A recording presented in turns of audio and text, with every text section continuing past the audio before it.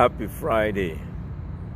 Awana Ndire Inti Njarama Anwali. Adi say Ekaro. These are all godly words, the gift of Allah.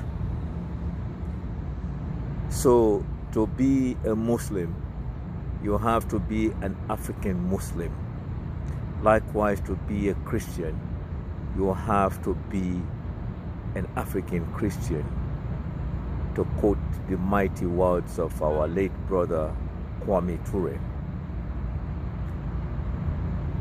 This is something that has been paneling, and I just wanted to deal with it on this Friday.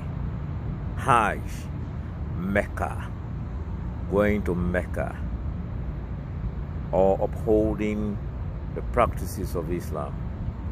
I do not believe and belong to any fraternity group because religion have been our problem since creation. I have faith, but we are making God's portion of heavenly earth into hell, and we pretend we will be going to heaven with the grow. Going to Mecca, like any pilgrimage, have become a gimmick. It was said that once truthful and honest earning, or the earnings of your kids, takes you to Mecca, but today it's become politicized. And even the Mecca itself, Saudi Arabia,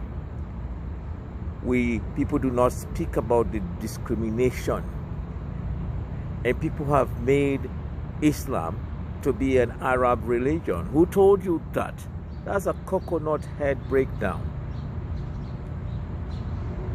If you believe in God and you're worshiping to Allah, there's nothing Arabic about it. But they look at Africans who are the truthful owners of areas like Egypt and other places and call them kafiri.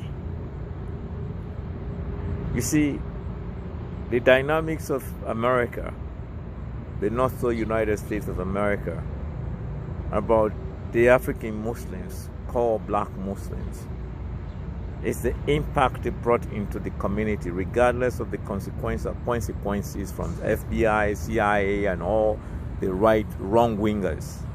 They persevered. They brought people from the ghettos, from drunkardness into soberness. They went into prisons.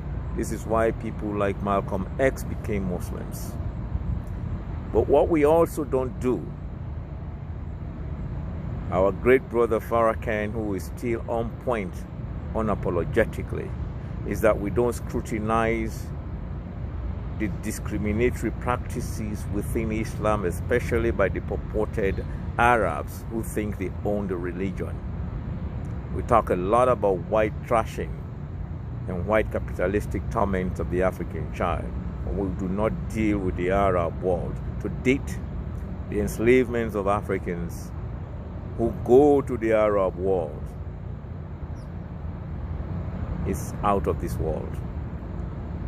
And we go back into our African communities and start bringing the same intoxicated and polluted practices. Growing up around Africa, hijabization was not anything to do with our people. Our sisters dressed accordingly, not to dress like someone in a desert. It has nothing to do with religion. It took Gaddafi for the offering of animals during pilgrimage to be packaged and sent to their quoted poor nations, because they were burnt.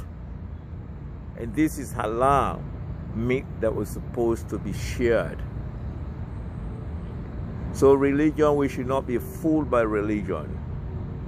What developments are we doing in our communities? We hear of Mende mosques, Timini mosques, Yoruba mosques, Creole mosques, Soso mosques, this mosques. or Muslim Jamaat. If your community or your country is not built, no Jamaat is built, because they are all makeshift organizations. Because there are people, once a country is united, once a community is united, they are a non-entity. So they believe in all this division. Muslim Jamaat, instead of a community, it takes a community. So as we go to pray this Friday, or as we pray 5 times a day, don't just think of God when you are bowing down. We are what we act.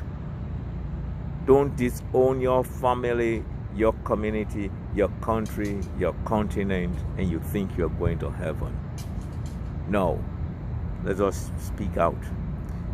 Obey the laws and regulations, rules and regulations. There is no place more militantly, orderly, militarized than Saudi Arabia. Because like all of the exploited world, they are living in a glass house. So they have to protect themselves so that rust will not be thrown at them. But instead of living in gated houses, instead of living in glass houses, why can't we make an equitable, inclusive society?